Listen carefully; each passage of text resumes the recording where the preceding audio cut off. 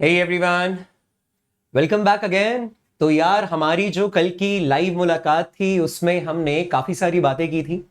हमारे डे 1 के और टारगेट पर बेस्ड कुछ सवाल भी किए थे, कुछ ऐसे सवाल जो मैंने आपको अपने एंड पे कंप्लीट करने के लिए दिए थे। ऑलराइट, और कल की मुलाकात में भी हमने स्केलर प्रोडक्ट यानी कि डॉट प्रोडक्ट के बारे में काफ़ी सारी बातें की, बहुत बढ़िया प्यारी प्यारी मैथ्स भी पढ़ी और उस पर बेस्ड भी कुछ सवाल किए थे, है ना। तो आपको याद होगा कल कॉशी श्वार्ट्ज इनइक्वालिटी पर जाकर मैंने उस सेशन को वहां कंप्लीट कर दिया था, ठीक है। और अब इस सेशन को रिकॉर्डेड देने का एजेंडा ये है कि आप सवाल बोर्ड पर आने के बाद, भाई मैथ्स का एग्जाम है, उसके लिए प्रैक्टिस भी बहुत ज़्यादा ज़रूरी है। सिर्फ इन वीडियो लेक्चर्स को मूवी की तरह देखकर काम नहीं बनने वाला यार, है ना। तो जैसे ही स्क्रीन पर कोई सवाल आए और पढ़ाई मैं आपको करवा चुका हूं, तो जैसे ही मैं आपको बोलूंगा कि यार आपको वीडियो को पॉज करना है और उस सवाल को खुद से अटेम्प्ट करना है, तो वो अटेम्प्ट लीजिएगा जरूर। तो चलिए शुरुआत करते हैं प्रैक्टिस के साथ। तो कल जहां हमने समापन किया था लेक्चर का, वहीं से अपनी शुरुआत करेंगे। सो यार मैंने कॉशी श्वार्ट्ज इनइक्वालिटी बतानी चाहिए थी आपको। देखिए तो क्या है, एनसीईआरटी एग्जाम्पल में दो इनइक्वालिटीज हैं जो बोर्ड पॉइंट ऑफ व्यू से काफी ज्यादा इंपॉर्टेंट है और इनका फिजिकल सिग्निफिकेंस भी बहुत ज्यादा इंपॉर्टेंट है। तो दोनों क्या है अभी देखते हैं। पहली है यार कॉशी श्वार्ट्ज इनइक्वालिटी और दूसरी क्या है, ट्राइंगल इनइक्वालिटी। तो उन्हें मैंने सीक्वेंस में लिया है, जरा देखते हैं क्या कहता है। डॉट प्रोडक्ट पर बेस्ड है यार। ये कहता है कि ए डॉट बी का जो मैग्नीट्यूड होगा वो मॉड ए मॉड बी के प्रोडक्ट से हमेशा कम या उसके बराबर मैक्सिमम हो सकता है। तो देखिए हम क्या बोल सकते हैं, हम बोल सकते हैं वी नो कि ए डॉट बी जो है, डॉट प्रोडक्ट के अकॉर्डिंग ए डॉट बी जो होता है वो मॉड ए मॉड बी कॉस थीटा के बराबर होगा। ऑलराइट, यहां से आप ये बोल सकते हैं कि अगर मुझे कॉस थीटा की वैल्यू निकालनी हो तो वो A dot B by mod A mod B करके निकलेगी। ऑलराइट, शेयर कॉस थीटा की जो वैल्यू है यार वो हमेशा ही लेस देन इक्वल टू 1 होती है। ऑलराइट, इसका इनफैक्ट जो मैग्नीट्यूड है, इसका जो मैग्नीट्यूड है वो हमेशा ही लेस देन इक्वल टू 1 निकल कर आता है, लेस देन इक्वल टू 1 निकल कर आता है ना। तो अगर मैं इसका मैग्नीट्यूड लेकर चलूं, इसका मैग्नीट्यूड लेकर चलूं, तो मैं बोल पाऊंगा कि mod of A dot B by mod A mod B जो है, मॉड ए मॉड बी जो है वो देखिए हमेशा ही लेस देन इक्वल टू 1 है। इसका मतलब यहां से ये प्रूव होता है कि mod A dot B, modulus of A dot B, A dot B का जो डॉट प्रोडक्ट है वो हमेशा ही less than equal to mod A mod B होगा, हमेशा ही less than equal to mod A dot mod B होगा। आपको बात समझ में आई होगी, ठीक है। एंड इक्वालिटी कब होगी यार, equality will hold for parallel vectors or anti-parallel vectors. You can say equality will hold for collinear vectors. Parallel या एंटी पैरेलल वेक्टर्स के लिए ये बात समझ में आएगी। Alright, since mod of cos 0 degrees, भाई cos 0 + 1 होता है, उसका मैग्नीट्यूड भी 1 होगा, और cos 180 - 1 होता है लेकिन उसका मॉड्यूलस भी 1 होगा। तो मॉड ऑफ cos 0 डिग्रीज और मॉड ऑफ cos 180 डिग्री क्योंकि 1 के बराबर होता है, तो देखिए इक्वालिटी यहीं से होल्ड हो जाएगी, और इक्वालिटी अगर यहां सेटिस्फाई हो रही है तो यहां पर भी सेटिस्फाई ही होगी, यहां पर भी सेटिस्फाई होगी। मुझको लगता है बात समझ में आ गई होगी। Alright, so this is your Cauchy Schwarz inequality. Easy है भाई, क्लियर है मामला, राइट। चलिए डिस्कशन को बढ़ाते हैं ट्राइंगल इनइक्वालिटी की तरफ। अब ट्राइंगल इनइक्वालिटी क्या है यार, ये कह रहा है mod A vector plus B vector का जो मॉड्यूलस है वो less than equal to mod A plus mod B होगा। और पिछली मुलाकात में हमने ऐसे काफी सारे सवाल किए थे जिसमें हमने mod of A plus B के बारे में कमेंट करने की कोशिश की थी, और मैंने आपको कहा था जब भी ऐसा सवाल देखो चुपचाप स्क्वायर कर देना यार। क्या कर देना, स्क्वायर कर देना। ऑलराइट, तो यहां भी वही करेंगे और आज की मुलाकात में भी कुछ और ऐसे सवाल भी देखेंगे, ठीक है। तो यहां हम क्या बोलेंगे, वी नो देखिए कि mod of A plus B का, A vector plus B vector के मॉड्यूलस का अगर मैं स्क्वायर करूंगा तो ये A plus B dot A plus B निकल कर आएगा। आपको याद आ रहा होगा कल हमने कई ऐसे सवाल किए थे। ऑलराइट, और आज की मुलाकात में भी ये सवाल हमें आगे करने हैं। तो देखिए क्या निकल कर आएगा, a dot A plus B dot A. पहले मैंने पहले वाले ब्रैकेट के दोनों ही टर्म्स को दूसरे वाले ब्रैकेट की पहली टर्म से मल्टीप्लाई किया है भाई। तो a dot A plus B dot A plus अब मैं पहले वाले वेक्टर की दोनों टर्म्स को बारी बारी दूसरे वाले वेक्टर की दूसरी टर्म यानी बी वेक्टर से मल्टीप्लाई करूंगा। यानी ए को जब मल्टीप्लाई करूंगा तो ये ए डॉट बी आया, प्लस बी को जब मैंने मल्टीप्लाई किया तो ये बी डॉट बी आया। अब देखिए हम पहले से जानते हैं कि ए डॉट ए तो भाई मॉड ए स्क्वायर हो जाएगा, इसको आप twice of A dot B बोल सकते हो, प्लस ये मॉड बी स्क्वायर होगा, है ना। अभी हमने कॉची-श्वार्ट्ज इनइक्वालिटी में ये चीज देखी। Now here A dot B जो है, ए डॉट बी यार वैसे भी देखो ए डॉट बी जो है वो लेस देन, इसका अगर मैं मैग्नीट्यूड लेना भी चाहूं, इसका अगर मैं मैग्नीट्यूड लेना भी चाहूं, ठीक है, तो वो less than equal to mod A mod B आएगा, है ना। तो अगर इस कॉची-श्वार्ट्ज इनइक्वालिटी को यहां पे आप इंप्लीमेंट कर भी दें तो क्या बोल पाएंगे, आप बोल पाएंगे कि क्योंकि ये mod of A plus B का जो होल स्क्वायर है ये बराबर है मॉड ए square plus mod B square plus 2a dot B के। और अगर मैं इंडिविजुअल मॉड्यूलस के बारे में बात करूं तो यार a डॉट बी या a डॉट बी का कंबाइंड मॉड्यूलस इंडिविजुअल मॉड्यूलस के प्रोडक्ट से तो कम ही होता है भाई, यही तो हमने सीखा, इंडिविजुअल मॉड्यूलस के प्रोडक्ट से तो कम ही होता है। तो जब मैं यहां पे इंडिविजुअल मैग्नीट्यूड का इंडिविजुअल मॉड्यूलस का प्रोडक्ट डालूंगा तो भाई यहां इक्वालिटी की जगह इनइक्वालिटी आ जाएगी, इक्वालिटी की जगह इनइक्वालिटी आ जाएगी और क्या आ जाएगी, mod A square plus twice of mod A mod B, है ना, plus mod B square. I repeat, जैसे ही मैंने कंबाइंड डॉट प्रोडक्ट या कंबाइंड डॉट प्रोडक्ट के मैग्नीट्यूड की जगह अगर इंडिविजुअल मॉड्यूलस का मैग्नीट्यूड का प्रोडक्ट डाला होगा तो इक्वालिटी की जगह क्या आ जाएगा भाई, इनइक्वालिटी आ जाएगी। अब देखिए सर आप क्या लिख सकते हैं, that is less than equal to, ये ए प्लस बी का होल स्क्वायर के फॉर्मेट में आ रहा है भाई, तो mod A plus mod B whole square, इससे हमारा mod of A plus B का जो स्क्वायर है वो हमेशा लेस देन है। स्क्वायर रूट ले लेंगे बोथ साइड्स भाई, तो देखिए क्या निकल कर आया, mod of A plus B जो आ रहा है वो less than equal to mod A plus mod B आ रहा है। और इसे आप वैसे भी बोल सकते हैं ट्राइंगल इनइक्वालिटी की भाषा में, sum of any two sides of the triangle is always greater than the third side. क्या सिग्निफिकेंस क्या है इसका भाई, सिग्निफिकेंस क्या है, sum of any two sides of a triangle, ठीक है, इसीलिए तो इसे ट्राइंगल इनइक्वालिटी बोलते हैं। देखिए एक साइड ए वेक्टर के द्वारा रिप्रेजेंट होगी, दूसरी साइड बी वेक्टर के द्वारा, यानी एक साइड की लेंथ मॉड ए के द्वारा रिप्रेजेंट होगी, दूसरे साइड की लेंथ मॉड बी के द्वारा, तो जो तीसरी साइड होगी यार उसकी length mod of A plus B के द्वारा रिप्रेजेंट होगी। यही triangle law of vector addition से अपने को सीखने को भी मिलता है। So sum of any two sides of a triangle is always greater than the third side, is always greater than the third side, ठीक है। तो भाई इसी के साथ एक होमवर्क अटैच कर देते हैं। होमवर्क क्या है आपका, होमवर्क है कि भाई आपको triangle law of vector addition और parallelogram law of vector addition करना है। Board examination point of view से वो इतना ज्यादा इंपॉर्टेंट नहीं है कि उसे अभी मैं लेकर चलूं, ठीक है। सो आपका एक छोटा सा होमवर्क यहां पे अटैच किए जा रहा हूं, जरा होमवर्क का खास तौर से ध्यान रखा जाए, इसे स्किप बिल्कुल भी नहीं किया जाए, ठीक है। So number 1, triangle law of vector addition, triangle law of vector addition,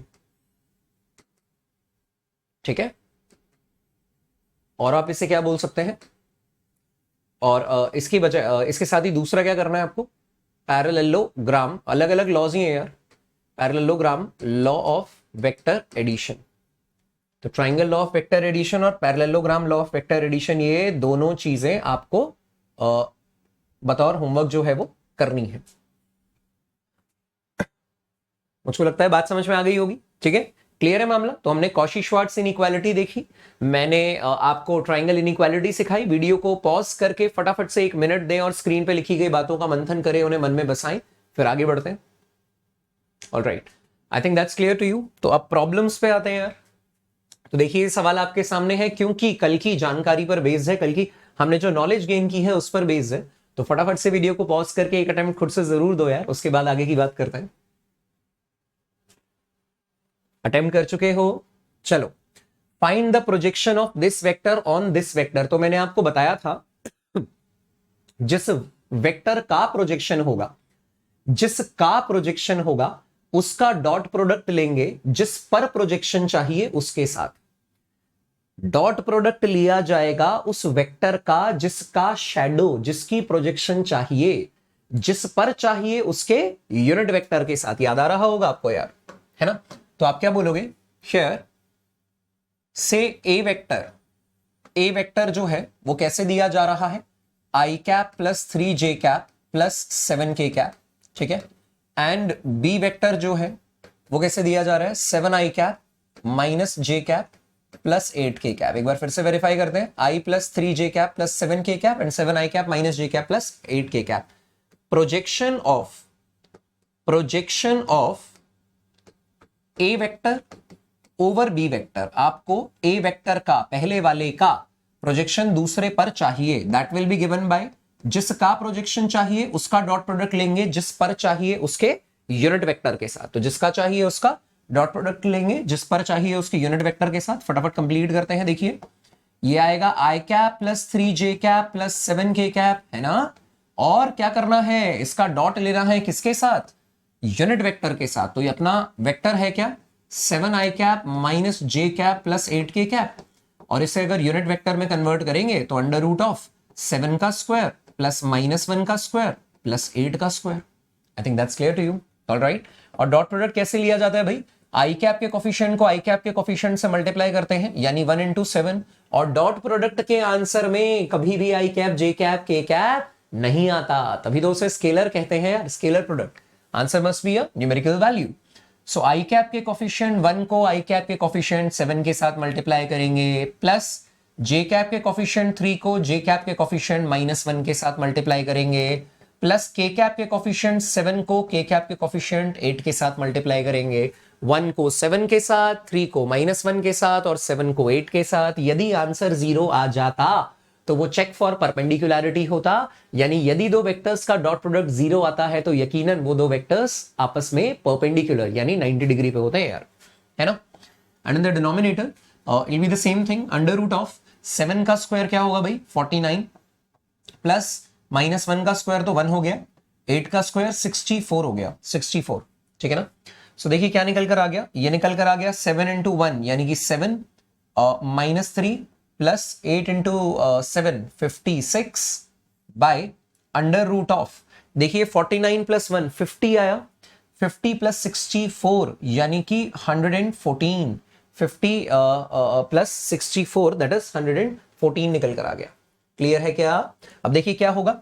7 minus 3, यार ये तो 4 आ गया, 56 प्लस 4 60 आ गया, so that is equal to 60 by under root 114 units. चाहो तो फर्दर सिंप्लीफाई कर सकते हो यार, वो बड़ी बेसिक सी मैथमेटिक्स होगी। क्लियर है ना?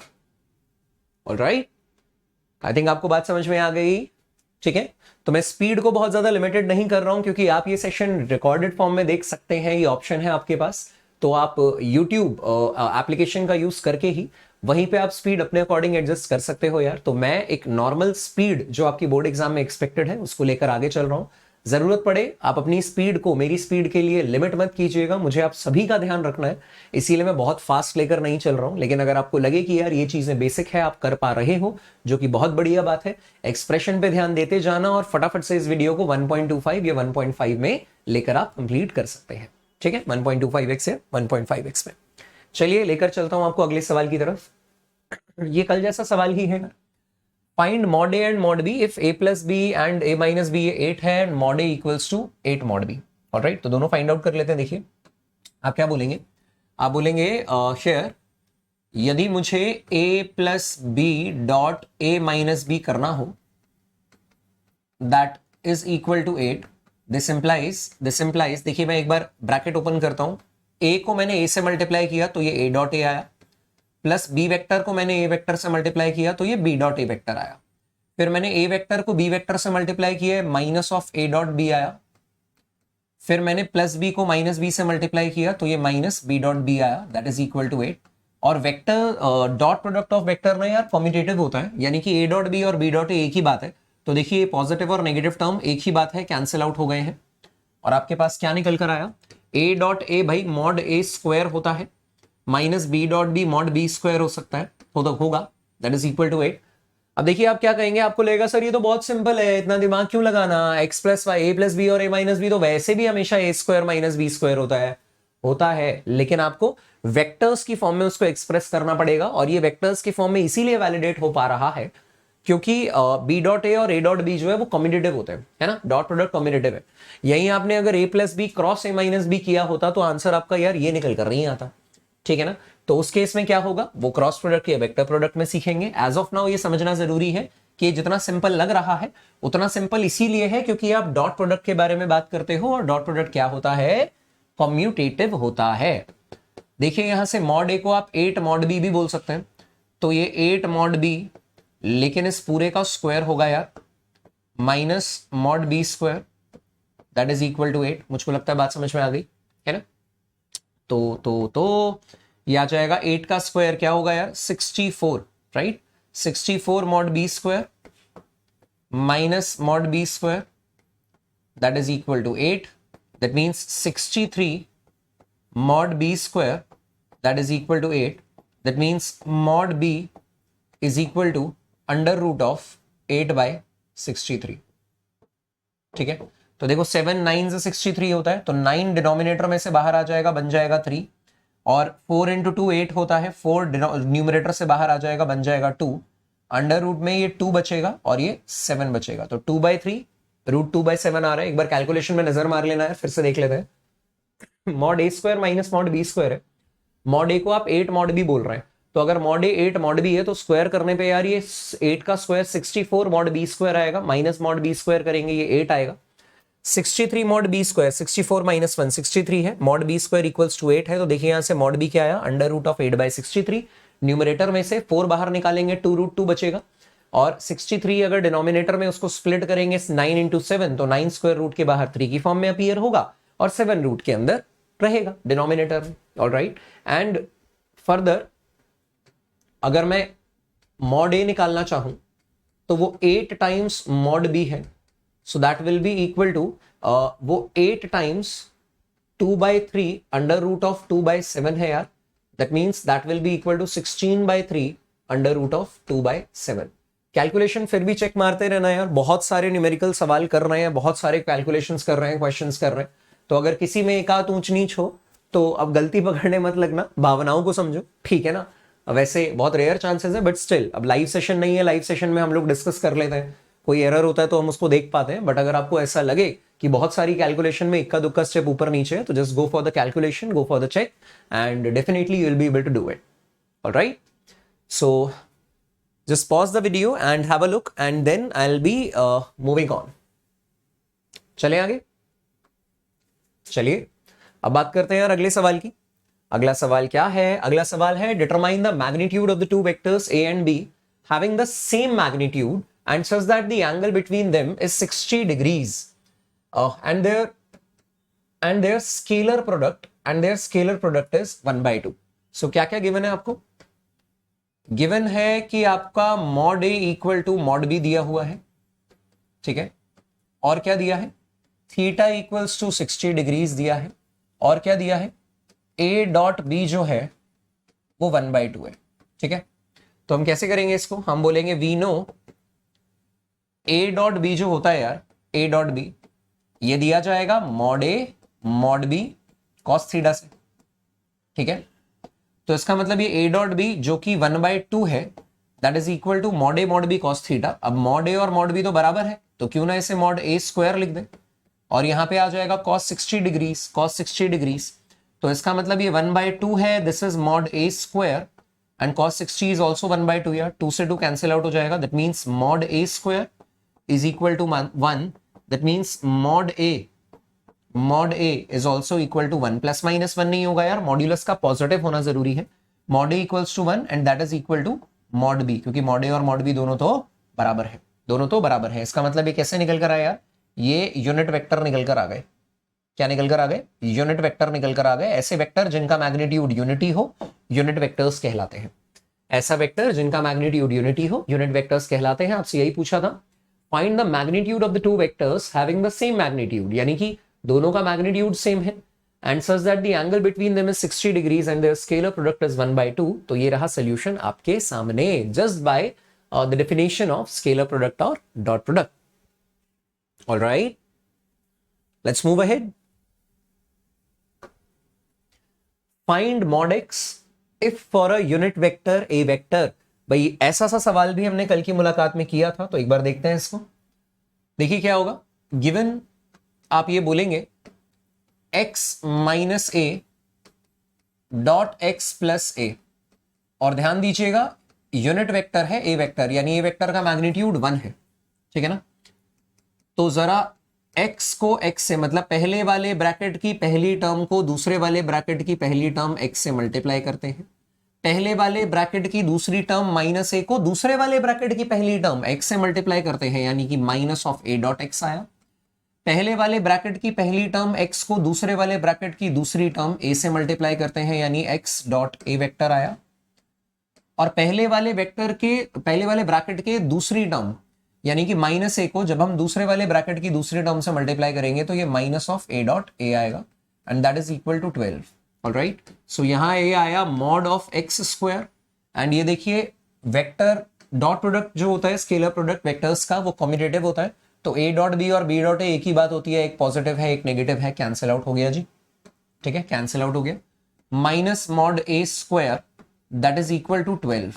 ऑलराइट, इसका मतलब मॉड एक्स स्क्वायर जो है माइनस, अब आपको दिया हुआ है कि यार यूनिट वेक्टर है ए वेक्टर, अगर ए वेक्टर यूनिट वेक्टर है तो उसका जो मैग्नीट्यूड होगा भाई वो यूनिटी होगा, यानी कि हम ये बोलेंगे ये यूनिटी है, इसका square that is equal to 12। भाई 1 का स्क्वायर 1 ही होगा, उस साइड पे जाके पॉजिटिव 1 हो जाएगा, यानी मॉड ऑफ एक्स स्क्वायर जो है वो 12 प्लस 1 13 है। इसका मतलब मॉड ऑफ एक्स, भाई प्लस माइनस नहीं हो सकता क्योंकि मॉड है मैग्नीट्यूड है, इसको पॉजिटिव ही होना पड़ेगा, ये रूट 13 है। क्या है भाई?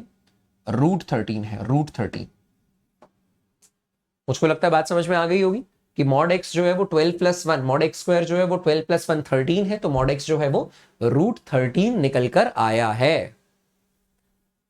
ऑलराइट, बात क्लियर है भाई। देखिए एनसीईआरटी के एक्सरसाइज सवाल है और वेक्टर 3D में एनसीईआरटी, स्टिक टू एनसीईआरटी हमें जरूर रहना है, और आने वाले संडे पे जो मैराथन सेशन होगा उसमें कुछ और गिने चुने PYQ, इनमें से कुछ और इंपॉर्टेंट सवाल एनसीईआरटी एग्जाम्पलर भी बहुत बेहतरीन तरीके से करेंगे, ठीक है, जो भी बोर्ड पॉइंट ऑफ व्यू से इंपॉर्टेंट होगा, पहले हमारा फोकस वो है। ऑलराइट, चलिए मूव ऑन करते हैं यार। अब बात कर रहे हैं किसकी, एक ए वेक्टर हमें दिया है, और देखो यार सेशंस ना लंबे हो सकते हैं, पहले मैंने सोचा था मैं खटाखट आपको खत्म करा दूंगा, लेकिन फिर मुझे लगा कि यार ये भी सवाल अच्छा है, और एक सवाल अगर मैं एक ही बार कराऊंगा तो तुम्हारे पास अकेले एग्जाम से जूझने के लिए ना बहुत मतलब फाइट मारनी पड़ेगी तुमको। फिर मैंने सोचा कोई बात नहीं, एक ही सवाल एक दिन में एक जैसे 3 सवाल करूंगा तो बोर हो जाओगे, मजा भी नहीं आएगा, लगेगा कि चलो आगे चलते हैं। तो मैंने वो क्वालिटी सवाल जिनकी प्रैक्टिस होना बहुत जरूरी है, इन्हें मैंने 2-3 स्लॉट्स में बार बार रिपीटेटिव मोड पे डाला है, और एनसीईआरटी में भी इन्हें रिपीटेटिव मोड पे दिया हुआ है, मतलब एग्जाम्पल में भी है, एक्सरसाइज में भी है, मिसलेनियस एग्जाम्पल में भी है, मिसलेनियस एक्सरसाइज में भी है, which actually practically increases the probability of the question to get in the examination, isn't it? Yes ना? एक ही चीज बार बार आपको दी गई है, आपसे करवाई जाने की कोशिश की जा रही है, क्योंकि यार वो आगे के लिए भी बहुत ज्यादा इंपॉर्टेंट है, और वो एग्जामिनेशन पॉइंट ऑफ व्यू से भी काफी ज्यादा इंपॉर्टेंट है, ठीक है। चलो बात करते हैं। यदि ए वेक्टर दिया है, बी वेक्टर दिया है और सी वेक्टर भी दिया है, and such that a plus lambda b is perpendicular to c, then find the value of lambda. तो यार फॉर परपेंडिकुलर वेक्टर्स देखो आप क्या बोलोगे, आप बोलोगे for a plus lambda b vector, a plus lambda b vector to be perpendicular to, अगर आप ये चाहते हो कि इस वेक्टर का a plus lambda b vector को परपेंडिकुलर होना चाहिए सी वेक्टर से, वी हैव, भाई परपेंडिकुलर वेक्टर्स के लिए क्या बोल सकते हैं, डॉट प्रोडक्ट 0 होगा सर, तो ए प्लस लैम्डा बी वेक्टर का जो डॉट प्रोडक्ट है सी वेक्टर के साथ, इसको कर देंगे क्या 0। इसको कर देंगे क्या, 0। फिर से मैं कहूंगा a plus lambda b dot c जो है वो कितना आ रहा है, 0 आ रहा है। अब ए वेक्टर क्या दिया है यार, ए वेक्टर दिया है, देखिए ए वेक्टर दिया है 2i कैप, ये तो गड़बड़ चल रहा है, चलो दिखाओ। That will be equal to, a vector देखिए क्या दिया है, ये दिया है 2i cap plus 2j cap plus 3k cap, ठीक है, 2 2 3 2 2 3 प्लस लैम्बडा बी, बी क्या दिया है, बी दिया है minus I cap plus 2j cap plus k cap, और इसका डॉट प्रोडक्ट आपको किसके साथ लेना है भाई, सी वेक्टर, सी वेक्टर क्या दिया है 3i cap plus j cap, क्या मुझे इसे 0k कैप लिखना चाहिए, बिल्कुल लिखना चाहिए यार, दैट इज इक्वल टू 0। भाई k कैप अगर नहीं है तो स्टैंडर्ड प्रेजेंटेशन में तो आप उसे 3i plus j plus 0k लिख ही सकते हैं, ठीक है। अब देखिए अगर मैं इस बड़े वाले ब्रैकेट के अंदर का आई कैप कोफिशिएंट निकालना चाहूं तो ये यहां से आया 2 और लैम्बडा इंटू -1 यानी कि ये माइनस लैम्बडा आया आई कैप, प्लस सिमिलरली यहां से ये 2 आया और यहां से ये 2 लैम्बडा आया, तो 2 प्लस 2 लैम्बडा जे कैप, प्लस पहले वाले से के कैप का कोफिशिएंट 3 आया और दूसरे वाले से के कैप का कोफिशिएंट लैम्बडा इंटू 1 लैम्बडा आया के कैप, ठीक है। और इसका डॉट प्रोडक्ट सेम इसके साथ लेना है 3i cap plus j cap plus 0 k cap. एक बार क्विक वेरिफिकेशन कर लेंगे क्योंकि लंबा एक्सप्रेशन है, तो देखिए 2 minus lambda plus 2 lambda plus 3 plus lambda, ठीक है, के कैप। अब क्या करेंगे, डॉट प्रोडक्ट लेते टाइम आंसर में आई कैप जे कैप के कैप नहीं आता, इनफैक्ट पहले वाले वेक्टर के आई कैप के कोफिशिएंट को दूसरे वाले वेक्टर के आई कैप के कोफिशिएंट से मल्टीप्लाई करते हैं, प्लस पहले वाले के जे कैप को इस वाले के जे कैप के साथ मल्टीप्लाई करेंगे, प्लस पहले वाले के कैप को इस वाले के कैप के साथ मल्टीप्लाई करेंगे, यानी कि पहले वाले वेक्टर का आई कैप का कोफिशिएंट 2 माइनस लैम्बडा, दूसरे वाले वेक्टर का 3 प्लस पहले वाले वेक्टर का 2 प्लस 2 लैम्बडा, दूसरे वाले वेक्टर का 1 प्लस पहले वाले वेक्टर का के कैप का coefficient 3 plus lambda, effective 3 plus lambda, और दूसरे वाले वेक्टर का 0, उसमें तो था ही नहीं है ना यार, ये तो 0 होना चाहिए। तो देखिए तीसरी टर्म तो वैसे भी खत्म हो गई, आपके पास ये निकल कर आया 2 into 3 6 minus 3 lambda plus 2 into 1 that is 2, 2 into 1 that is 2 plus 2 lambda plus 0 that is equal to 0। Alright, तो 2 प्लस 2 लैम्बडा और 2 minus lambda into 3, so it is 6 minus 3 lambda. तो देखिए क्या आया, ये आया 6 प्लस 2 यानी कि 8 माइनस 3 लैम्बडा प्लस 2 लैम्बडा यानी कि minus lambda, minus 3 lambda plus 2 lambda यानी कि minus lambda, that is equal to 0। That means lambda की वैल्यू कितनी निकल कर आ गई यार, 8। लैम्बडा की वैल्यू 8 निकल कर आई है। मुझको लगता है बात समझ में आ गई, क्लियर है मामला। तो देखो एक्सप्रेशन आपको बोर्ड एग्जाम में पेचीदा सा लग सकता है, मगर यार सारे ही सवाल एक जैसे थोड़ी आने हैं, ये तो अभी हम चैप्टर कर रहे हैं, प्रैक्टिस कर रहे हैं, तो हमको लग रहा है कि यार बहुत बहुत लिखना पड़ रहा है, इतने सारे आई कैप जे कैप के कैप, मगर एक्चुअल पेपर में एक्चुअल एग्जाम में तो 2 से 3 सवाल ही आएंगे ना आई कैप जे कैप के कैप, है ना, कि फॉर्मेट में, तो आपको वहां बहुत ज्यादा जूझना नहीं होगा यार, 100% मार्क्स स्कोर करने में किसी भी प्रकार की कठिनाई नहीं होनी चाहिए। ऑलराइट, तो बस फोकस इंप्रूव करते चलो, साथ में करेंगे मजा भी आएगा यार, ठीक है। चलिए आगे बात करते हैं। If a dot a equals to 0 and a dot b also equals to 0, then what can be concluded about the vector b? ये काफी अच्छा क्वेश्चन है, think yourself, think yourself, खुद सोचेंगे आप एक बार, मैं चाहता हूं थोड़ा बहुत दिमाग लगाएं यार, बहुत ज्यादा स्पून फीडिंग अच्छी बात नहीं है, ठीक है ना, तो आप थोड़ा सा दिमाग लगाइए, इसीलिए मैं सवाल लेकर आया हूं, वैसे तो मेरी चाहत थी मैं ही बताऊं, बट फिर भी एक बार सोच लो, शॉर्ट्स बना के बता दूंगा कि इसका होना क्या है, ठीक। चलिए, now it comes to the vector product and cross product of 2 vectors. अब समय है आज की इंपॉर्टेंट बातचीत करने का। तो वेक्टर प्रोडक्ट और क्रॉस प्रोडक्ट होता क्या है, 2 वेक्टर के बीच में लिया गया ऐसा प्रोडक्ट कि उनका जो आंसर आए, इस अंदाज में प्रोडक्ट लिया जाए कि उनका जो आंसर आए वो भी अपने आप में वेक्टर हो। स्केलर प्रोडक्ट नाम से ही समझ में आ रहा है वो अपने आप में स्केलर था, वेक्टर प्रोडक्ट नाम से ही समझ में आ रहा है कि 2 वेक्टर्स का मल्टीप्लिकेशन इस प्रकार से कि उनका आंसर वेक्टर आए।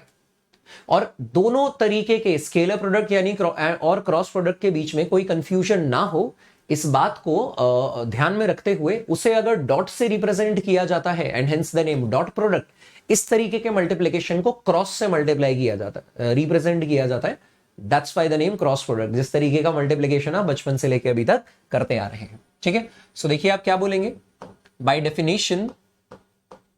डेफिनेशन आप ये बोलेंगे कि भाई ए वेक्टर क्रॉस बी वेक्टर जो होता है वो मॉड ए मॉड बी साइन थीटा होता है, और साथ में नॉर्मल वेक्टर भी होता है, साथ में नॉर्मल वेक्टर भी होता है। यानी कि आंसर में आपके पास दोनों चीजें हैं। आंसर अपने आप में एक वेक्टर है, तो आंसर में आपके पास मैग्नीट्यूड भी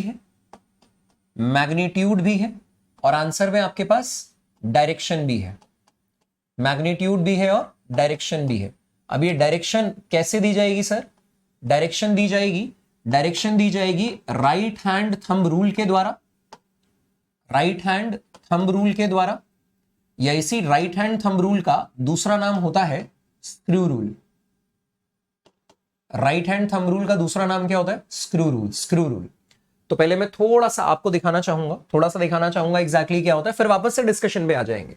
पहले तो अभी हम ये बात कर रहे हैं कि डेफिनेशन क्या है ए क्रॉस बी की, मॉड ए मॉड बी साइन थीटा, इससे मिलेगा मैग्नीट्यूड, और डायरेक्शन मिलेगी नॉर्मल वेक्टर से। ये जो नॉर्मल वेक्टर है ये क्या चीज है? ये जो नॉर्मल वेक्टर है ये राइट हैंड थंब रूल या स्क्रू रूल से गवर्न होगा। क्या होगा जरा ध्यान से देखते हैं।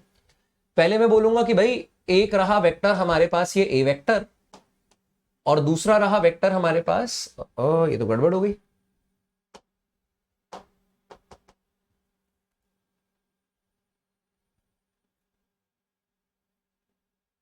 ओके ऑलराइट, मे बी, चलो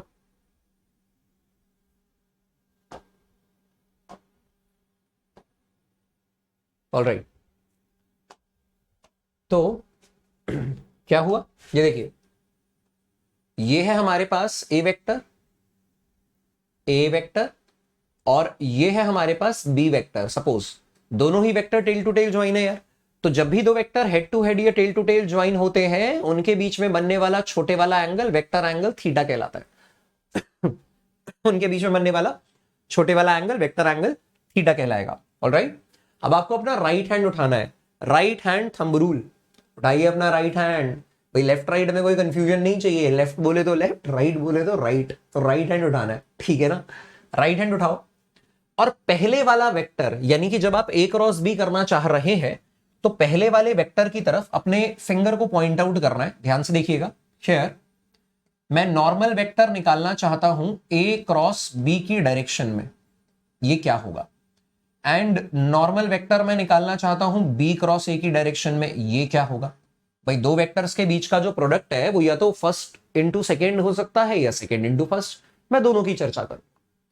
तो ए क्रॉस बी में पहला वाला वेक्टर ए है और दूसरा वाला वेक्टर बी है, तो आपको अपना राइट हैंड उठाना है, पहले वाले वेक्टर की तरफ राइट हैंड के फिंगर्स को स्ट्रेट करना है और दूसरे वाले की तरफ कर्ल कर लेना है। थंब की जो डायरेक्शन है वो रिजल्टेंट वेक्टर की डायरेक्शन देगी। For example a cross b में पहला वाला कौन, ए वेक्टर, तो पहले वाले वेक्टर की तरफ राइट हैंड के फिंगर्स को स्ट्रेट कर लो। दूसरा वाला कौन, बी वेक्टर, तो उसकी तरफ कर्ल कर लो। तो a cross b, a cross b, a cross b. देखिए थंब किधर पॉइंट कर रहा है, आपकी तरफ, बाहर, outside the plane of paper, बाहर। तो बाहर वाले को आप रिप्रेजेंट करते हैं डॉट से, डॉट यानी कि आउटवर्ड्स। फिजिक्स वाले स्टूडेंट्स के लिए तो इस बात को समझना बहुत ही ज्यादा आसान होगा, लग रहा होगा बेसिक चल रहा है, तो वीडियो को आगे बढ़ा सकते हो आप, पर मेरा सजेशन रहेगा एक बार सुन लो, जल्दी जल्दी ही सही, एक बार सुन जरूर लगो। जहां लगे कि भाई ये तो जानी पहचानी सी बात नहीं है, नया है कुछ, तो हौले हौले सुनना, ठीक है, ध्यान से सुनना। सिमिलरली अगर मैं बी क्रॉस से निकालने की कोशिश करूं तो देखो कैसे निकाल पाऊंगा। मैं बोल पाऊंगा कि पहले वाले वेक्टर बी वाले वेक्टर की तरफ अपने राइट हैंड के फिंगर्स को स्ट्रेट कीजिए, पहले वाले की तरफ बी की तरफ स्ट्रेट कर लिया। अब दूसरे वाले की तरफ ए की तरफ कर्ल कीजिए। मैं कर रहा हूं, कर्ल नहीं हो रहा, नहीं होगा ना, हाथ टूट जाएगा, मगर कर्ल कैसे होगा। तो नेचुरली मुझे क्या करना पड़ेगा, अपने हाथ को पलटना पड़ेगा, अपने हाथ को नेचुरली राइट हैंड को पलटना पड़ेगा, ताकि पहले वाले वेक्टर बी वेक्टर की तरफ मैं स्ट्रेट करके दूसरे वाले की तरफ ए की तरफ कर्ल भी कर सकूं। पहले वाले की तरफ स्ट्रेट और दूसरे वाला वेक्टर ए वेक्टर की तरफ यदि मैं कर्ल करूंगा तो देखिए राइट हैंड का जो थंब है वो किधर पॉइंट आउट कर रहा होगा, अंदर की तरफ, अंदर की तरफ यानी into the plane of paper. अंदर को क्रॉस से रिप्रेजेंट करते हैं यार, क्रॉस मतलब इनवर्ड्स, डॉट मतलब आउटवर्ड्स, क्रॉस मतलब इनवर्ड्स, डॉट मतलब आउटवर्ड्स, क्रॉस मतलब इनवर्ड्स। मुझको लगता है बात समझ में आ गई। तो अगर ध्यान से देखा जाए तो आप ये समझ सकते हैं कि भाई ए क्रॉस बी और बी क्रॉस ए बराबर नहीं होते, ए क्रॉस बी और ए क्रॉस बी बराबर नहीं होते। कारण उसका क्या, कारण उसका ये कि सर ए क्रॉस बी का मैग्नीट्यूड ले या बी क्रॉस ए का मैग्नीट्यूड ले, ये तो दोनों बराबर ही आएंगे। क्या आएंगे, मॉड ए mod B sine theta, mod ए मॉड बी साइन थीटा, यही बी क्रॉस ए का मैग्नीट्यूड आएगा। बट अगर आप डायरेक्शन के बारे में बात करें, यानी यूनिट वेक्टर जो ए क्रॉस बी का है और जो unit vector a cross b का है, ए वेक्टर क्रॉस बी, और जो unit vector b vector cross a vector का है, अभी हमने राइट हैंड थंब रूल या स्क्रू रूल से सीखा भी कि एक दूसरे से ठीक उल्टा है। उल्टा होने का मतलब यार ये नेगेटिव साइन है, उल्टा होने का मतलब ये नेगेटिव साइन है। इसका मतलब आप ये भी कंक्लूड कर सकते हो कि देयरफॉर कॉम्यूटेटिव नहीं होता यार क्रॉस प्रोडक्ट। जिस तरीके से dot product a dot B और बी डॉट ए एक ही बात होती थी, उसी तरीके से ए क्रॉस बी और बी क्रॉस ए एक बात नहीं होती यार, ये minus of B cross a होता है। ए क्रॉस बी जो है वो minus of B cross a होता है। मुझको लगता है बात समझ में आ गई होगी, ठीक है। ए cross B is minus of B cross A, it's not commutative. Magnitude तो सेम होगा, मैग्नीट्यूड तो सेम होगा मगर डायरेक्शन सेम नहीं होगी, मैग्नीट्यूड सेम होगा मगर डायरेक्शन सेम नहीं होगी। अपार्ट फ्रॉम दैट और देखते हैं क्या है। आप बोलेंगे कि साइन थीटा जो है that is given by mod of a cross b by mod A mod b. अभी देखिए बाय डेफिनेशन ही आ रहा है। For collinear vectors, collinear vectors का मतलब क्या है, दैट इज आप ये बोल पाएंगे पैरेलल। अगर पैरेलल वेक्टर्स होंगे तो उनके बीच का जो एंगल है थीटा वो 0 डिग्रीज होगा, या अगर एंटी पैरेलल होंगे, एंटी पैरेलल में ऑपोजिट आ जाते हैं ना, एंटी पैरेलल, तो एंटी पैरेलल में उनके बीच का जो एंगल होगा यार 180 डिग्री होगा। मगर खास बात क्या है कि साइन 0 भी 0 होता है और साइन 180 भी 0 ही होता है। साइन 0 भी 0 होता है और साइन 180 भी 0 ही होता है। इसका मतलब कोलिनियर वेक्टर्स के लिए साइन 0 भी 0 है, साइन 180 भी 0 है। इसका मतलब आप ये बोलेंगे कि क्रॉस प्रोडक्ट जो है वो भी 0 निकल कर आता है। कोलिनियर वेक्टर्स के लिए साइन थीटा 0 हो जाएगा and hence a cross b भी 0 आएगा। मगर आपको भूलना नहीं चाहिए कि ये नॉर्मल 0 नहीं है यार, ये 0 वेक्टर है, ये नॉर्मल 0 नहीं है, ये 0 वेक्टर है। आप 0 वेक्टर के बारे में बात करते हो क्योंकि बाय डेफिनेशन जो क्रॉस प्रोडक्ट या वेक्टर प्रोडक्ट का रिजल्ट है उसे वेक्टर ही होना पड़ेगा। क्रॉस प्रोडक्ट या वेक्टर प्रोडक्ट का रिजल्ट अगर वेक्टर ही होना पड़ेगा, इसका मतलब 0 वेक्टर आ रहा है, नल वेक्टर आ रहा है। याद है पहली मुलाकात में सिखाए थे types of vector, 0 vector, null vector. आज खत्म हो जाएगा यार मामला, तो बढ़िया तरीके से फोकस करके रखो, ठीक है ना। Null vector, 0 vector, alright. चलिए तो हमने क्या देखा, चेक फॉर पैरेलल और कोलिनियरिटी। डॉट प्रोडक्ट 0 होना बोले तो check for perpendicularity, cross product 0 होना, dot product 0 check for perpendicularity, cross product 0 check for collinearity. भैया अगले यूनिट 3D में भी काफी इस्तेमाल हो रहा है, ध्यान रखिएगा। Check for collinearity, this is check for collinearity, this is called check for collinearity, ठीक है, ठीक है जी। अच्छा इसके अलावा सुनिए, आप ये बोल पाएंगे भाई क्रॉस प्रोडक्ट लेना कैसे है, अभी मैं आपको सिखाऊंगा, लेकिन उससे पहले ध्यान से समझिएगा। अगर इन दोनों वेक्टर्स का इस्तेमाल करके आप ट्राइंगल बनाओ, तो उस ट्राइंगल का एरिया कैसे लिया जाएगा, मैं थोड़ा सा वो सिखाऊंगा आपको। उस ट्राइंगल का एरिया कैसे लिया जाएगा मैं वो भी सिखाता हूं। देखिए आप ये बोलेंगे एरिया ऑफ ट्राइंगल जो है उसका फॉर्मूला होता है हाफ बेस इंटू हाइट, तो ये हो जाएगा half of mod a cross b. Mod a cross b, mod a cross b, alright. और अगर आप एरिया ऑफ पैरेललोग्राम निकालना चाहें जो जिसके दो adjacent side a vector of और बी वेक्टर हो, तो area of parallelogram, area of parallelogram अगर आप निकालना चाहें, so that will be mod of a cross b. देख रहे हो क्रॉस प्रोडक्ट के काम कितने हैं। जैसे डॉट प्रोडक्ट का काम था प्रोजेक्शन लेना, परपेंडिकुलरिटी चेक करना, क्रॉस प्रोडक्ट का काम है कोलिनियरिटी चेक करना, एरिया ऑफ ट्राइंगल निकालना जिसके दो एडजेसेंट साइड ए और बी हो, ए वेक्टर और बी वेक्टर हो, एरिया ऑफ पैरेललोग्राम निकालना जिसकी दो एडजेसेंट साइड ए वेक्टर और बी वेक्टर हो। तो ये सारे काम किसके हैं? ये सारे काम है क्रॉस प्रोडक्ट के, ठीक है, मैथमेटिकली। फिजिक्स में इसके और कई काम है, मगर अभी फिजिक्स की बात नहीं करनी है, अभी मैथ्स एग्जाम के बारे में बात करनी है। जनरल साइंस को हम साइड में रख के, ताक में रख के बात कर रहे हैं, ठीक है। इसके अलावा अगला सवाल ये बनता है हमारे मन में, how to take the cross product, how to take the cross product. पहले मैं आपको वो सिखाता हूं, ठीक है, how to take cross product. एक खास बात और देखो, नोट दैट, चलो मैं अगली शीट पे कराता हूं ये एक छोटी सी बात। अगर आप आई क्रॉस जे के बारे में, आई क्रॉस आई के बारे में बात करेंगे, इन जनरल बात कर लेते हैं ए क्रॉस ए। जैसे A dot A mod A square था ना, ए क्रॉस ए क्या होगा? Mod A sine zero and normal vector. मगर यार साइन जीरो तो जीरो होता है, इसका मतलब ये क्या निकल कर आ गया? Zero vector. इसी तरीके से अगर आप एक वेक्टर का खुद ही के साथ क्रॉस प्रोडक्ट लोगे तो आंसर हमेशा जीरो होगा।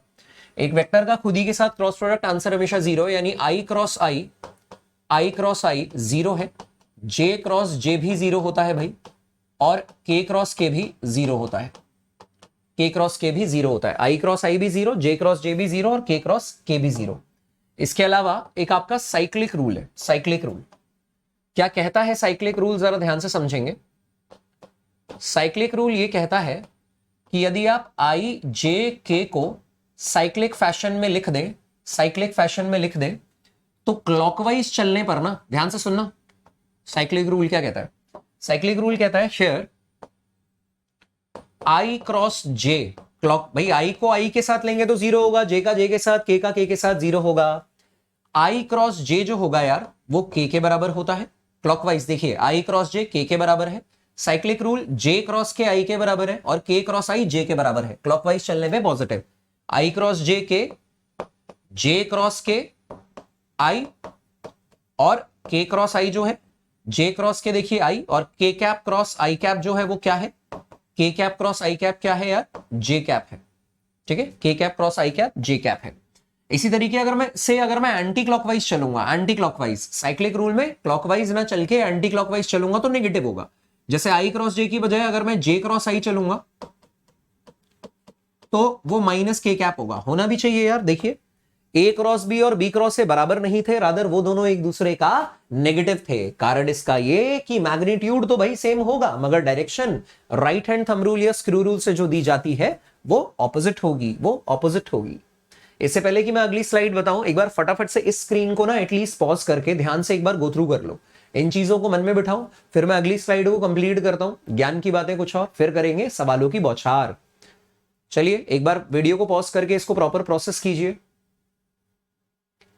I think that's cool for you, समझ में आ गया होगा जो कुछ भी पढ़ाया है, ठीक है। चलिए बात आगे बढ़ाते हैं। अब बात कर रहे हैं किसकी? अब बात कर रहे हैं, देखिए अगर क्लॉकवाइज चलेंगे साइक्लिक रूल में रिजल्ट पॉजिटिव है, एंटी क्लॉकवाइज में नेगेटिव होगा। जे क्रॉस आई माइनस के है, के क्रॉस जे, के कैप क्रॉस जे कैप जो है यार वो माइनस आई कैप है, माइनस आई कैप है। और के क्रॉस आई जे होता है, मगर आई क्रॉस के, आई कैप क्रॉस के कैप करेंगे तो वो माइनस जे होगा, वो माइनस जे होगा। I think that's clear to you, समझ में आया? ठीक है भाई, all right. So how to take cross product, इसके बारे में थोड़ी सी चर्चा करते हैं। से आपका ए वेक्टर कंपोनेंट फॉर्म में देखते हैं भाई, आपका ए वेक्टर जो है वो ए एक्स आई कैप प्लस ए वाई जे कैप प्लस ए जेड के कैप है, मान लीजिए।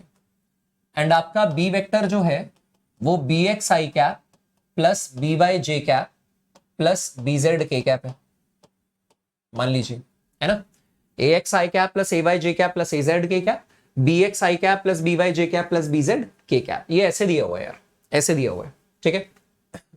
तो हम क्या करेंगे, तरीका नंबर 1 क्या है अपने पास, तरीका नंबर 1 है determinant method, determinant method. Alright, कैसे निकलता है भाई डिटर्मिनेंट मेथड से, हम बोलेंगे मैट्रिसेस डिटर्मिनेंट तो आपने पढ़ा ही होगा, तो आपको आता ही होगा, फिर भी मैं एक बार सिखाऊंगा। यदि मैं ए क्रॉस बी निकालना चाहता हूं तो ये डिटर्मिनेंट निकलेगा, डिटर्मिनेंट जो है वो 3 क्रॉस 3 यानी 3x3 के मैट्रिक्स का निकलेगा, 3x3 स्क्वायर मैट्रिक्स का। पहली रो जो है बॉस वो हमेशा आई कैप जे कैप के कैप होगी, ये मैंडेटरी है, फिक्स कर दो इसको। दूसरी रो में मैं डिटर्मिनेंट मेथड से ही सिखा देता हूं, क्या ही फर्क पड़ता है, एक ही मेथड है, वही बहुत अच्छा आना चाहिए, वो इंपॉर्टेंट है। तो आई क्रॉस जे क्रॉस के हो गया। दूसरी रो में पहले वाले वेक्टर के रिस्पेक्टिव कंपोनेंट होंगे, जैसे दूसरी रो में ए वेक्टर का आई कैप कंपोनेंट उसके नीचे होगा ए एक्स, फिर ए वेक्टर का जे कैप कंपोनेंट उसके नीचे ए वाई, फिर के ए वेक्टर का के कैप कंपोनेंट ए जेड, और तीसरी रो में बाद वाले वेक्टर यानी बी वाले वेक्टर के respective component b x b y B z होंगे यार, ठीक है।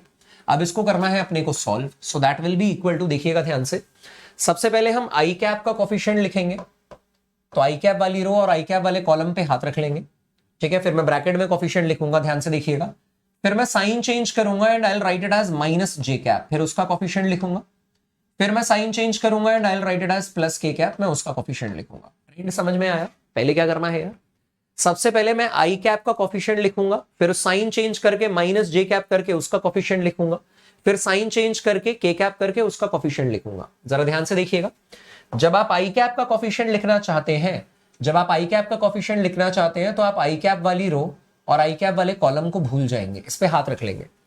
जब आप आई कैप का कोफिशिएंट लिखना चाहते हैं तो आई कैप वाली रो और आई कैप वाले कॉलम को भूल जाएंगे, इस पे हाथ रख लेंगे, और ये मेन डायगोनल होगा बॉस, और ये सप्रेसिव डायगोनल होगा। देखिए आप लिखेंगे कि आई कैप वाली रो और आई कैप वाले कॉलम पे उंगली रखी, मेन डायगोनल क्या है, A Y B Z, main diagonal है A Y B Z, A Y B Z, तो आपने लिखा यहां पे A Y B Z, alright, A Y B Z minus जो डायगोनल छोटे वाला है वो क्या है, B Y A Z, B Y A Z, ये कोफिशिएंट है यार, A Y B Z minus B Y A Z, ये आपने क्या लिख दिया, ये आपने लिखा आई कैप का कोफिशिएंट। सिमिलरली जब आपको जे कैप का कोफिशिएंट लिखना है, साइन चेंज करके, भूलना नहीं है इस बात को, साइन चेंज करके जब आपको जे कैप का कोफिशिएंट लिखना है तो आप जे कैप वाली रो और जे कैप वाले कॉलम को ढक देंगे, आप जे कैप वाली रो और जे कैप वाले कॉलम को ढक देंगे। अब आप बोलेंगे देखिए जे कैप वाली रो और जे कैप वाली कॉलम ढक गई, तो a x b Z minus b x a z, a x b Z minus b x a z, alright, और फिर आपको फिर से एक बार साइन चेंज करना है, प्लस के कैप, और उसका लिखना है कोफिशिएंट। तो जब प्लस के कैप का कोफिशिएंट लिखेंगे तो के कैप वाली रो और के कैप वाले कॉलम को ढक देंगे, के कैप वाली रो और के कैप वाले कॉलम को ढक दिया, देखिए क्या मिला, a x b y minus b x a y, main diagonal a x b y minus it is b x a y, ठीक है भाई, मुझको लगता है बात समझ में आ गई होगी, है ना। चलिए बात आगे बढ़ाते हैं।